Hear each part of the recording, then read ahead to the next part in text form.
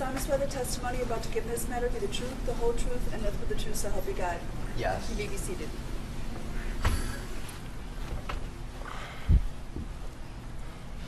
Could you please state your name, spelling your last name for the record? Kyle Rittenhouse, Rittenhouse. Right from the start, the defense wants to paint Kyle as a normal small-town teen. Stable home, family ties, nothing like the image of a reckless vigilante the prosecution hinted at. Smart move.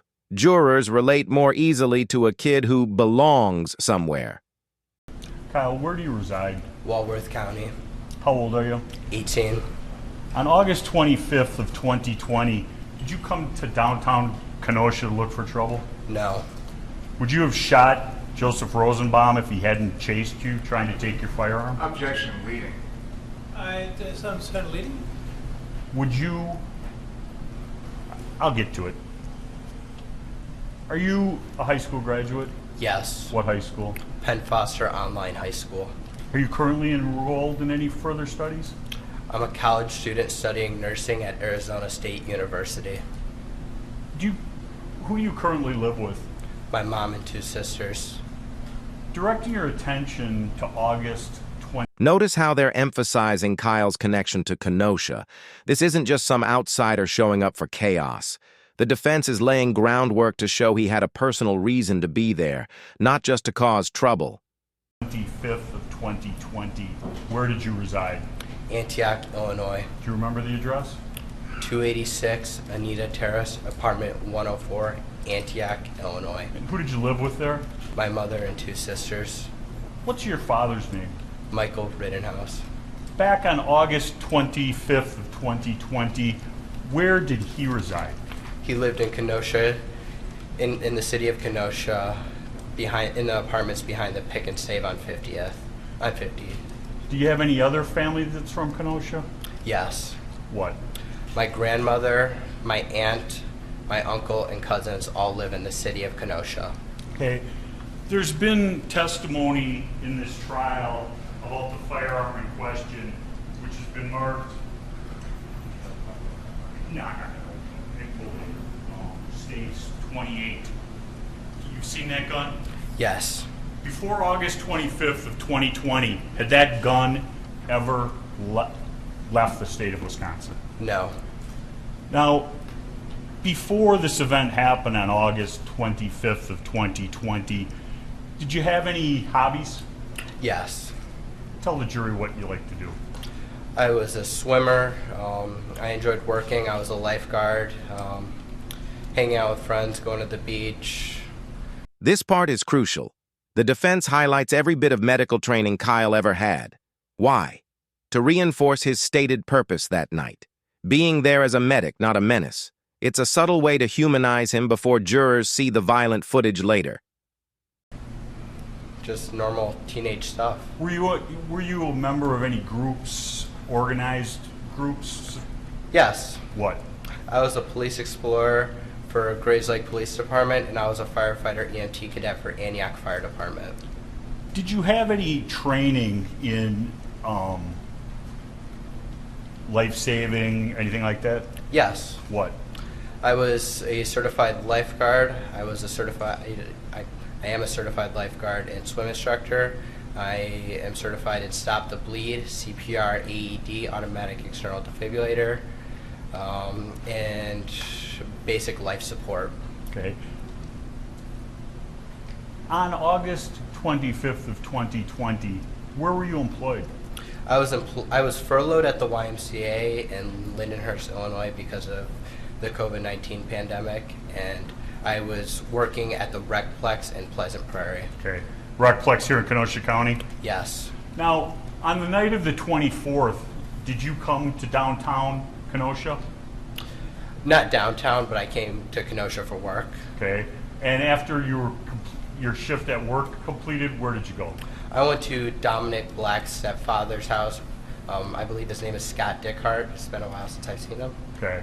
And who is Dominic Black in relationship to you? Him and Dominic Black and my sister Mackenzie Rittenhouse used to date. Okay. And On the night of the 24th, were you aware of anything going on in Kenosha? I knew there was protests, demonstrations, and riots going on in the later evening. Okay. And how were you aware of that? I saw videos on social media, on Facebook live streams, TikTok of. I saw the car source lot being burned down. The car source one, what we've been referring to. I saw a police officer get assaulted. He had a brick thrown at his head. And I saw the mattress store owner get knocked out, and I believe his jaw was broken and had to be wired shut or something. And you saw all of that on the 24th? Yes. Did you go to downtown Kenosha at that time and try and do anything about that? No, I did not. Directing your attention to the late morning of August 25th, 2020, did you have occasion to go downtown? I did go to downtown in the morning of August 25th. Who did you go there with? I went there with Dominic Black, my sister Mackenzie Rittenhouse, and Ray Dickhart. And describe what you did. We walked around for a little bit, and then I believe at around 11:30 noon, we ended up at Ruther Central High School, where we ended up cleaning graffiti for about, I want to say, an hour and a half to 2 hours.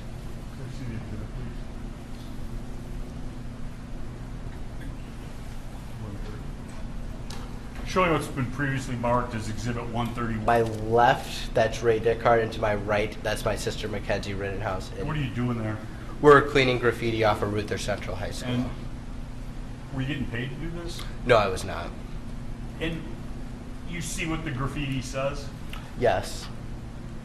And you do what it said as you were cleaning it off? Yes. I won't repeat it.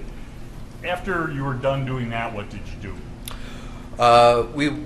We were walking, and we went to the car source lot, the first location. That line right there, "Please reach out to me," is powerful for the defense. It paints him as helpful, compassionate, and even sympathetic to the victims of the riot's destruction. Every word here builds a narrative of good intentions. And we were looking at the destruction of the burnt cars, and we saw the owner, Sam and Sal, I believe that's what they told us their names were.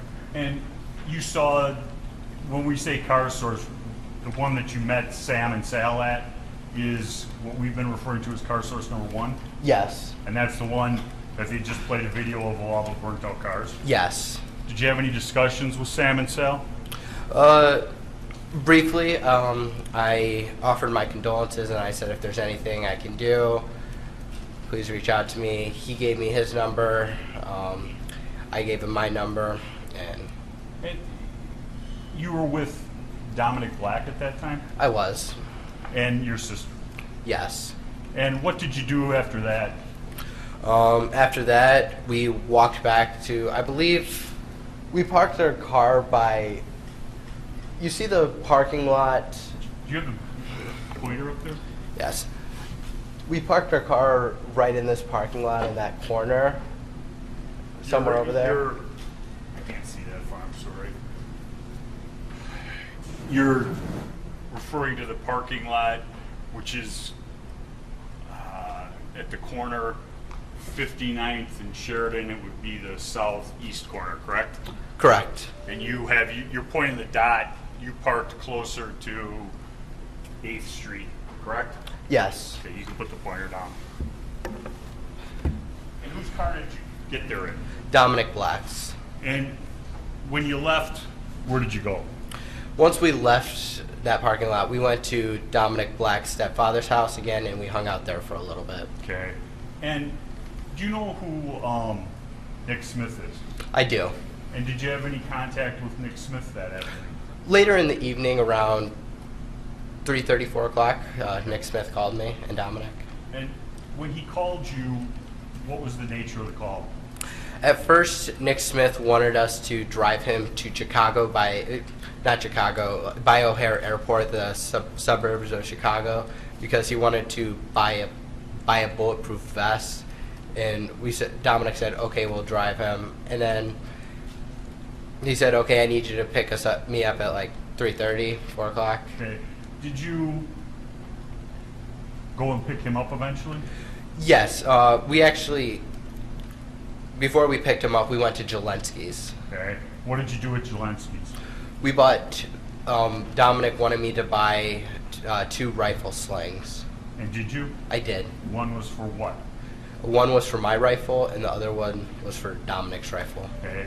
And why did you care about your rifles that evening? The reason for the slings were just so it's like a retainer, so if I'm helping somebody with first aid, I can just like dangle my rifle behind me and I don't have to worry about somebody just randomly going and picking it up off the ground, just as like an extra measure so it won't be taken from the ground. And what time did you go to Jelensky's? I want to say about 2:30, but I don't know exactly for sure. Okay. When did you first have contact with Nick Smith? 3:30. 3:15. Okay. 3:15, 3:30. And was there any discussion regarding Car Source at that time? Yes. What? Nick Smith, once we picked him up, we drove. He wanted to go to a bank to withdraw money. The bank was closed, and then he was like, "Hey, would you guys like to come with me and help watch over the Car Source, make sure there's no fires or anything?" And Dominic said yes. I agreed. I said okay. And then I said, "Here, Nick, I don't really need my bulletproof vest. I'm going to be helping people with first aid," so I gave him my bulletproof vest. And by you giving him your bulletproof vest, did that stop the need to go to someplace by O'Hare Airport? Yes. Okay. And why does a 17-year-old kid have a bulletproof vest? It was issued to me by the Grays Lake Police Department. Okay. You didn't purchase it? No, I did not. And after you gave him your bulletproof vest, where did you go? We went back to Nick Smith's house where we parked Dominic Black's car. And then what did you do? We walked from Mr. Smith's house.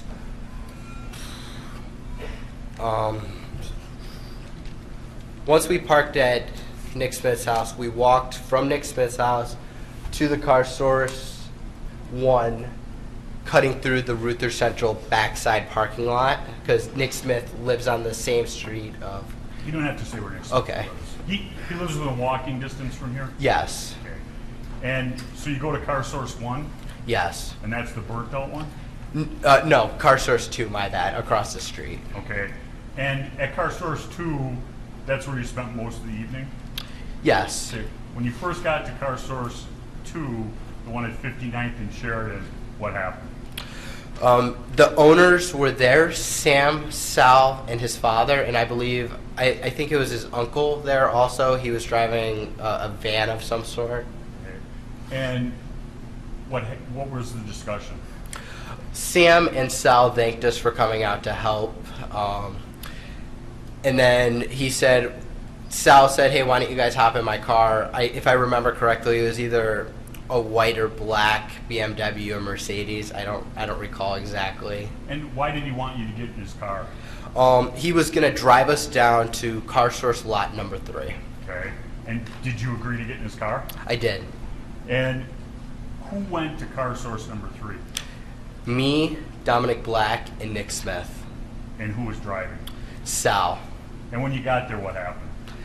We got out and we hung around for a couple minutes, and then some people showed up. I now know who they are, but at the time I didn't. Okay. Can I ask you?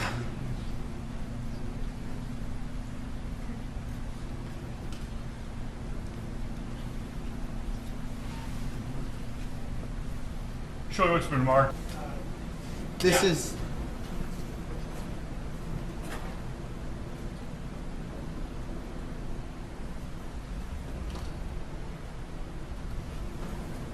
This is Sal, the owner. This is Ryan Balch. This is Joanne Fiedler. This is Justin Hamilton. We've heard testimony about you, Nick, and Dominic. You knew those individuals before August 25th of 2020? I knew Nicholas Smith and Dominic Black. Okay. You did not know the owner of Car Source previously? I did not. Was he being nice to you guys? Was he happy you were there? Was he mad at you for being there? Describe it. He was happy we were there. Okay, and you heard their testimony, the two owners, I believe that was Friday afternoon. I did. And did they give you permission to be there? They did. And the other individuals in this photograph, some of whom have testified in this trial, 10 minutes before this photograph was taken, did you know any of them? I did not. Had you ever spoken to any of them? No. And when you were there, what was the idea? Was there a plan? What was going to happen? Yes, the plan was to, I went down there to provide first aid. I brought my orange first aid kit, the fanny pack, and I also brought my Pelican box, which was filled with first aid stuff by my feet to provide first aid. The orange box by your feet you refer to as a Pelican box? Yes. Did you have that before the 25th? Yes. Was it stocked? Yes. With things that you had bought and brought? Yes. And do you go with that every day, or is that because of the situation? It was in the trunk of my car. Okay. And the fanny pack, what's the situation with that? It was my work bag. I brought it to work with me, and I would put it under my lifeguard booth. Okay. And that had first aid supplies? Yes. Now, after the meeting here at 63rd and Sheridan Road, what's been referred to as Car Source 3, what happened? After the photograph, I believe, I don't recall exactly, but there was about 2 or 3 vans that pulled up, like big vans with people inside of them. Okay. And what was their role in this evening? Well, they showed up and they wanted to protect the business, and I didn't really have a say in what everybody was doing. I was just there doing my first aid stuff, and then Ryan Balch said, "Hey, why don't you guys stay here, and we'll go down to the car source number 2." Okay. And so the people, a group of people was going to stay at Car Source 3, and the people depicted in this photograph were going to go where? Car source 2. And is that what happened? Yes. And so at that point then, Sam and Sal had coverage, for lack of a better word, at both of their businesses to protect the property, correct? Yes. So you get down to Car Source 2, did all of these people go there? Yes. Besides Sal, the owner, he did not. Okay. During the night, was Sam and Sal there? They were not. They left you guys there? Yes. I believe Nick Smith was in contact with them throughout the night. I'm not certain, but I believe they were. And you get down there, were you able to get in and out of the business? Yes. How? Sal, the owner, actually gave Nick Smith a set of keys. Did you personally see that? I did. Did he give you any other direction regarding any equipment or anything like that? He let us know where, like, the power washers and the fire. I think there was a single fire extinguisher in the building and some hoses, the hose hookups, just in case there was any fires we needed to put out at the lot. Anything else about the roof? He showed I believe it was Dominic Black and Nick Smith, the 2 ladders that were there to get up on the roof. Okay. And did you guys use those ladders? I didn't personally, but the people that were on the roof did. Okay. And you saw them use those ladders? I didn't see them, but that's how they got up there. Okay. Where were you predominantly at Car Source 2? I was in front of the car source 2.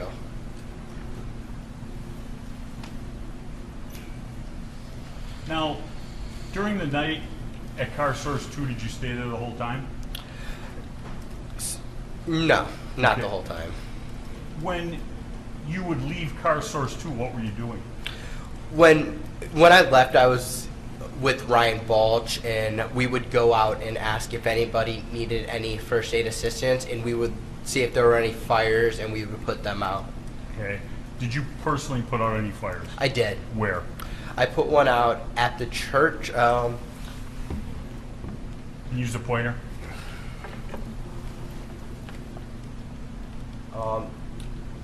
So right here was where there was the demolishing. They were breaking some stuff down. But right here, I believe there was another building with an alleyway.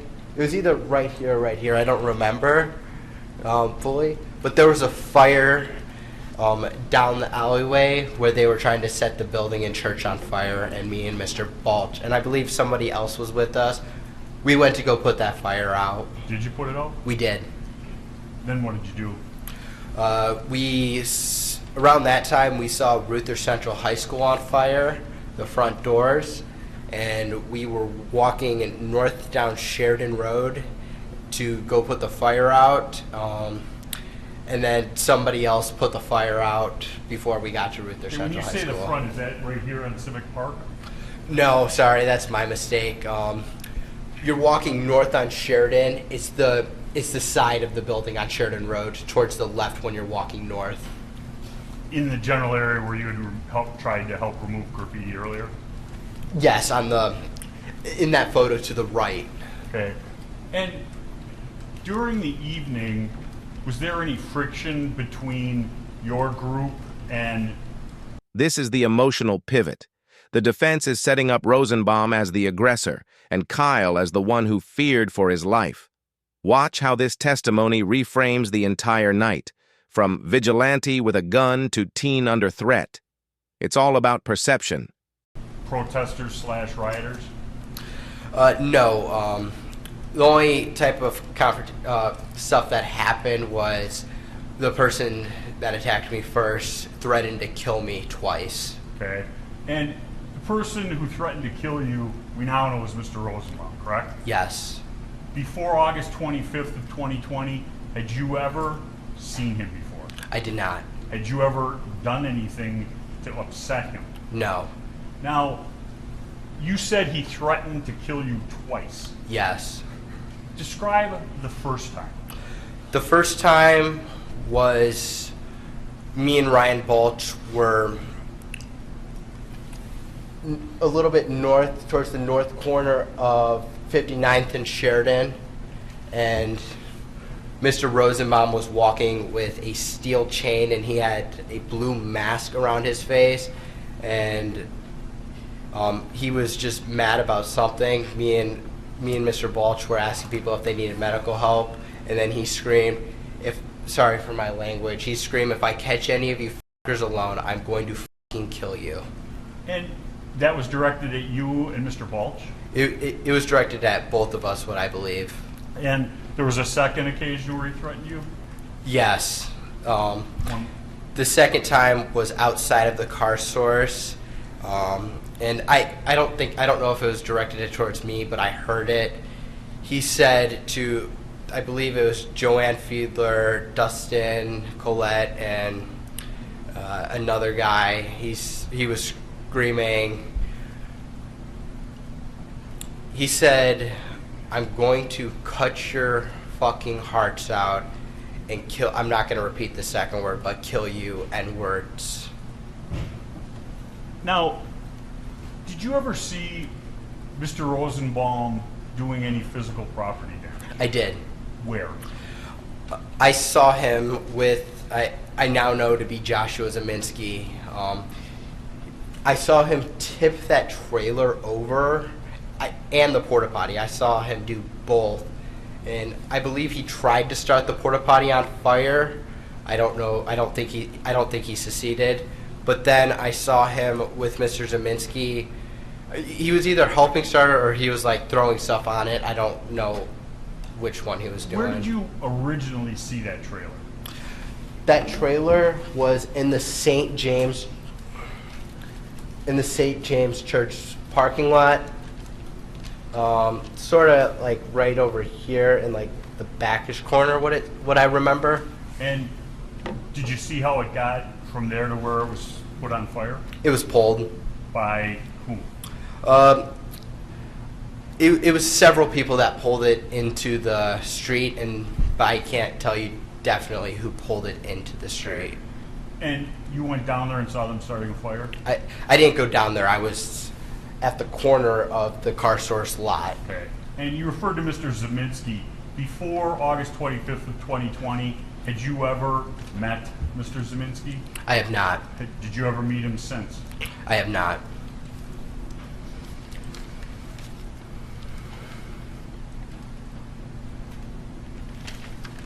Now, when you first saw Mr. Rosenbaum, was his top half of his body clothed or unclothed? He was clothed with a blue mask the first time I saw him. Yeah, blue mask. And what color was his shirt, if you remember? A dark red-ish color. Now, did you provide medical help to anyone? I did. Describe a couple of those occasions. The first time I provided medical help to someone was this lady. I think she sprained her ankle or twisted it. I don't know exactly. I'm not an expert on x-rays, or I wouldn't know. She hurt her ankle and she was being carried by two gentlemen. And I said, hey, before that I was just pepper sprayed, but I was like, hey, do you need help? And she said yes, and I said, okay, let's go into the car source where I was helping people. And I wrapped her ankle, and then she went on her way. And I let her know there was a hospital. If you go, I want to say south down Sheridan, across the street from Car Source 3. I let her know that the hospital was over there, and she should go get it looked at. Okay. Anybody else? Yes. What? Somebody threw a chemical bomb.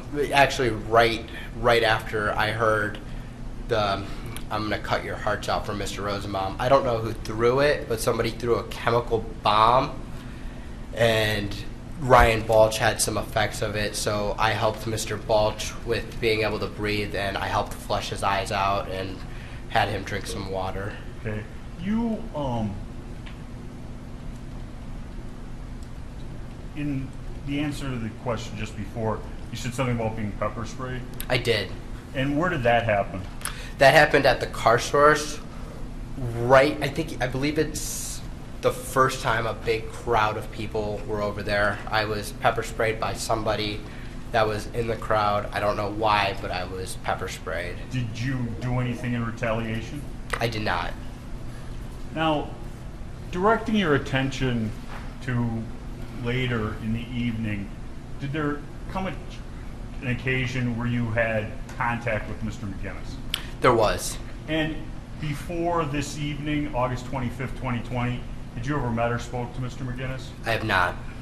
And you and Mr. McGinnis and Mr. Balch go someplace? Yes. And describe that. I get done with my interview with Mr. McGinnis, and I ask him, Mr. McGinnis, no, I don't ask him. I said, if you want to come with us, that's fine, to document and film me and Ryan helping people. And he said, yeah, sure, and he followed behind us. And in that tape for Mr. McGinnis, there's talk about you being an EMT, correct? Yes. Are you an EMT? I am not. You have first aid and other training? I do. And you go to south on Sheridan Road? Correct. You cross 60th and Sheridan Road? I believe we stay just to the right going south on Sheridan Road. And eventually you cross Sheridan Road? Eventually. And were the Bearcats there yet? No. Yes, they were. Okay. Had they set up a line to stop people that you were aware of? Not that I was aware of. I just know they were parked right there and people were throwing rocks at them. Okay. Did anybody tell you not to cross that line? You wouldn't be able to go back? Not until later in the evening. Okay. You cross that line, and where do you go? We continue straight in a southerly direction down Sheridan Road. Okay. Were you going any place in particular? No, we were just going to see if anybody needed medical help, and I looked at a guy's shoulder on the way there. Okay.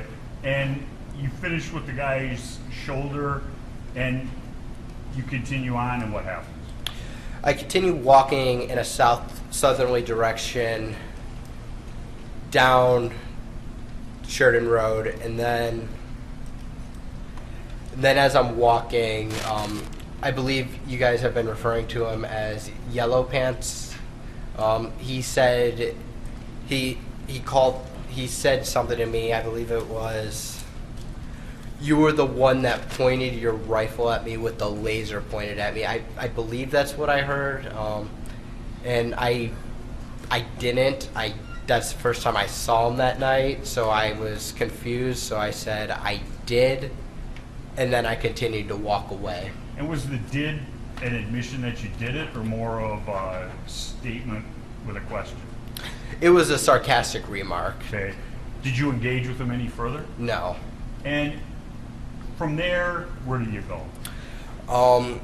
There I continue walking in a southerly direction, merging towards the middle of Sheridan Road. Okay, at that point, to become aware of anything? In about as I'm walking, I start to look because I realize Mr. Balch is not with me anymore. Okay, did you continue on your way down Sheridan Road without Mr. Balch? No, I actually went to go look for Mr. Balch in the Ultimate gas station parking lot. Okay, when you went to the Ultimate gas station parking lot, describe what was going on there. There were a lot of people there. I don't really know what was going on. I was just focused on trying to find Mr. Balch. As I was looking for him, couldn't find him. I said, okay, no problem. I'll just go back to the car source number 2. Okay, and describe what happened as you did that. As I did that, I received a phone call from Dominic Black. Hey, let me back up. Were you able to get back to car source number 2? No, I did not. Describe that. As I was trying to get back, the police stopped me. Well, didn't stop me. They told me, I believe they said something along the lines of to not go down there. And I was telling them, hey, I need to go down there. That's where I'm at, that business. I don't remember exactly how that conversation went, but they wouldn't let me go back to car source lot number 2. So you weren't able to get back to car source 2? I was not. Did you disobey the police's order? No. And you're alone, you're stuck on the other side of the police line from the car source 2. Where do you go? I go to where there's other people at the gas station protecting the gas station, and I go there because I believe that's the safest place to go because there's other people there. And at that point, were you able to find Mr. Balch? I was not. While you're at the Ultimate gas station, I think we've been calling it? Correct. Point it out, just there's no... Right there, the Ultimate Convenience Center, diagonal from the Golf gas station. Okay. And when you were there, what's the next significant thing that happened? Dominic Black calls me and he says, Kyle, I need you to get down to the car source lot number 3. The cars are being bashed in. They're setting all the cars on fire. I need you to go and put the fires out. Okay. And did you do anything as a result of that phone call? I did. What? At the Ultimate gas station, I asked, I don't know who he is, but I asked an individual if he could come with me and if I could have a fire extinguisher to put out the fires. Were both of those requests satisfied? One of them were. What? I was given a fire extinguisher, but he said he can't come with me, and he said he believes there's already people down there helping protect the business. Okay. And what did you do then? I start running towards the car source lot number 3 to put out the fires, pausing occasionally to catch my breath and walk. Okay. On the way to car source 3, did you have any interaction with Mr. Rosenbaum? I did not. Did you speak to Mr. Rosenbaum? No. Did you notice Mr. Rosenbaum doing anything as you went down to car source 3? I didn't notice Mr. Rosenbaum until he came out from behind the car and ambushed me. Okay, I'll get to that. Did you run the whole way? No, I didn't. Okay. You had your gun, correct? Yes. And you had a fire extinguisher? Yes. And you had your medic? My medical bag, yes. And were you asking people about medic at that point? I was asking people if they needed medical help as I was getting down there. Did you receive any responses? No, I didn't. Describe your approach to car source number 3. As I'm walking down Sheridan Road, I hear somebody scream, "Burn in hell," and I reply with friendly, friendly, friendly, to let them know, hey, I'm just here to help. I don't want any problems. I just want to put out the fires if there are any. I continue walking, and then I notice the Duramax. I notice a flame in the back seat of the Duramax, and I step towards the Duramax, and as I'm stepping forward, I believe his name is now Joshua Zeminski. He steps towards me with a pistol in his hand, and as I'm walking towards to put out the fire, I drop the fire extinguisher and I take a step back. Okay.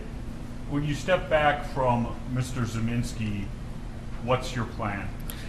My plan is to get out of that situation and go back north down Sheridan Road to where the car source lot number 2 was.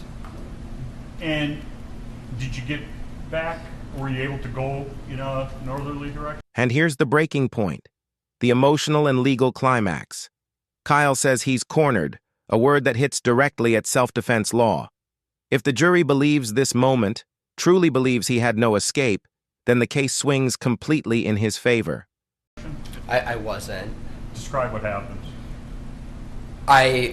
Once I take that step back, I look over my shoulder, and Mr. Rosenbaum was now running from my right side, and I was cornered from in front of me with Mr. Zeminski, and there were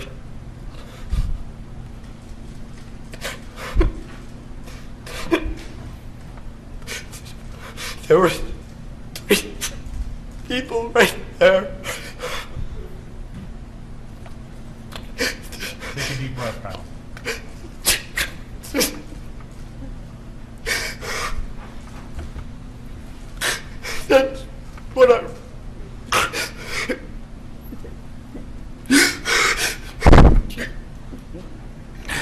That's what I run. We're going to just take time for our break anyway. You can just relax for a minute, sir. We're going to take a break about 10 minutes, and please don't talk about the case during the break. Read, watch, or listen to any account of the trial. Kyle, you were testifying about coming into contact with Mr. Rosenbaum, Yes. and Oh, wait. I apologize. Oh, forgive me. We got everybody? Okay. Start over. You were testifying about coming into contact with Mr. Rosenbaum, Yes. and you saw Mr. Rosenbaum. What happened? Once I got to that car and I stepped forward to put that fire in the Duramax out, and Mr. Zeminski stepped towards me, I went to go run back south down Sheridan, and Mr. Rosenbaum was right there at the corner of the Duramax, starting to chase me, and that's when I realized the only place I can run with the people around me is straight towards the building of the car source lot number 3. When you saw Mr. Rosenbaum, that's when you said friendly, friendly? When I heard burn inside, I don't know exactly where I was at in the time for that. Did Mr. Rosenbaum say anything to you? No, Mr. Zeminski instructed Mr. Rosenbaum to get him and kill him. That's what I heard. And you go running what's been referred to the southwest corner of car source? Yes. And as you're running in that direction, describe being chased. What was happening? As I'm running in that southwest direction, Mr. Rosenbaum throws, at the time, I know it's a bag now, but when he threw it at me, with the light, it looked silver and it looked like the chain when he threw it at me.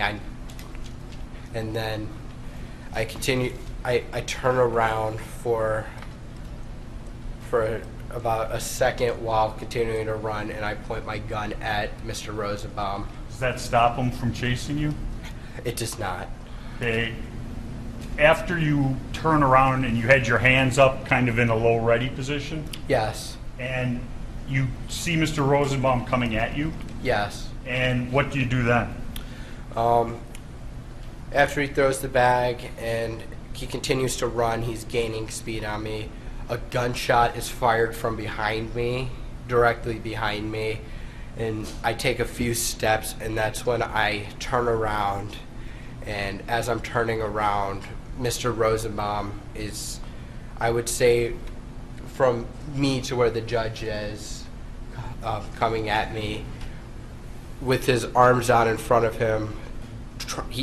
I remember his hand on the barrel of my gun.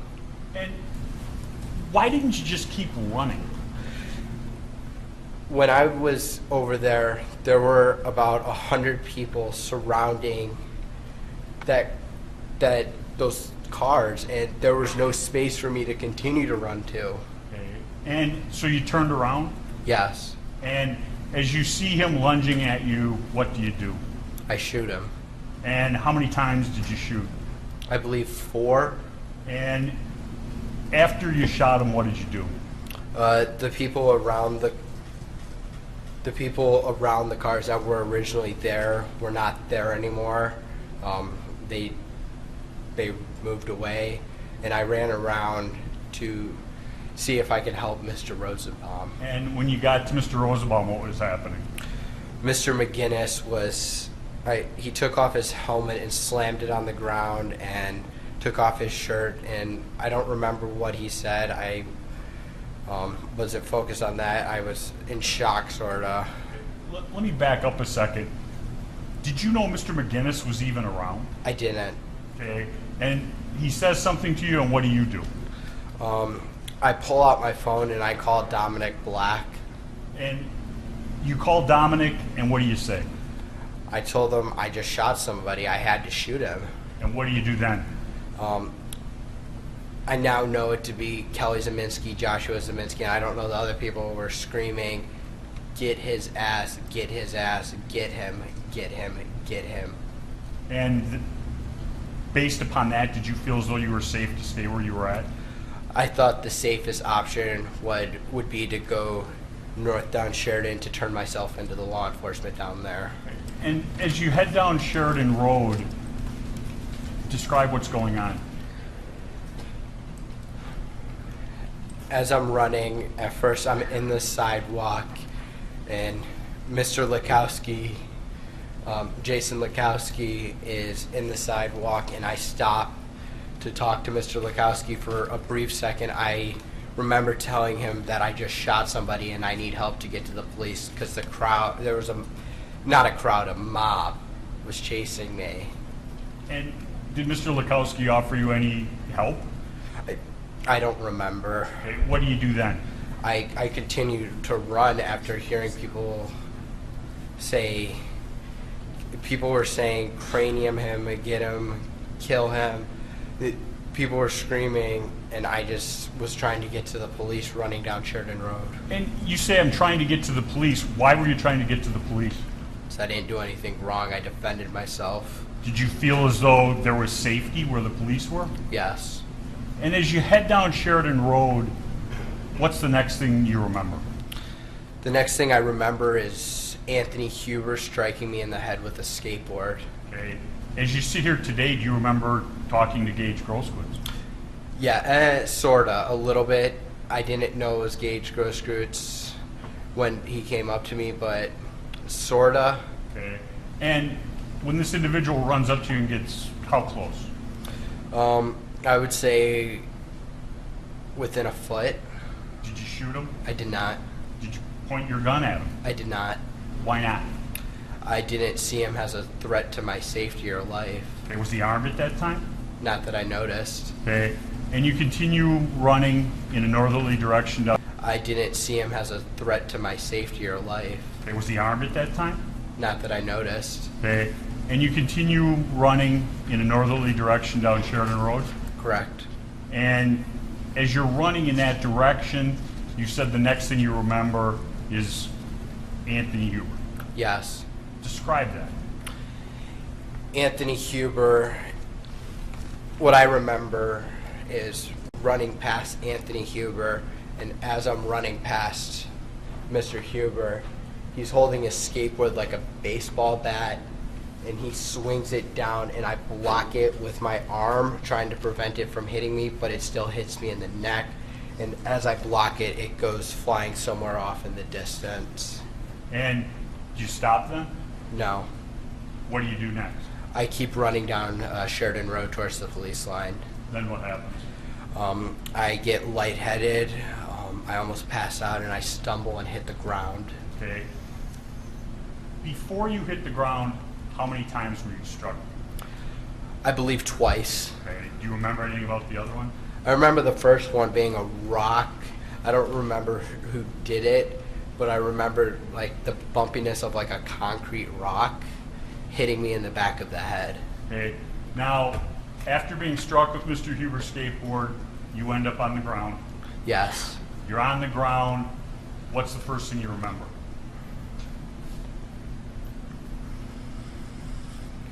As I'm on the ground, there are people around me. I don't recall how many, but I remember moving my rifle in their direction, and they back off besides one person. Okay. When you noticed people by you, you said you moved your rifle in their direction. Yes. Did that individual keep coming? The last person did. Okay. The people that stopped, what did you do to them? Nothing. Okay. And you're saying the last person in that group continued to come at you? Yes. And describe what happened. The last person, I don't know his name. I don't think he was ever identified. Jumps at me he was wearing boots, I believe, and as he's running at me and jumping, as his boot is making contact with my face, I fired 2 shots at him. Why did you shoot at him? I thought if I were to be knocked out, or he would have stomped my face in if I didn't fire. As a result of being kicked in the face, what happens? Mr. Huber, immediately after I'm kicked in the face, runs up as I'm sitting up to try to get up and get to the police. I'm on my back, and Mr. Huber runs up. As I'm getting up, he strikes me in the neck with his skateboard a second time. Then what happened? He grabs my gun, and I can feel it pulling away from me, and I can feel the strap starting to come off my body. And what do you do then? I fire 1 shot. And after you fire, striking, we now know Mr. Huber, what do you do? I lower my weapon, and I see Mr. Grosskreutz with his hands up, and as I'm lowering my weapon, I look down, and then Mr. Grosskreutz, he lunges at me with his pistol pointed directly at my head. Now, you heard Mr. Grosskreuz's testimony about re-racking. Yes. Did you re-rack your weapon? I did not. Could I have the exhibit, please? Make sure to see if you would.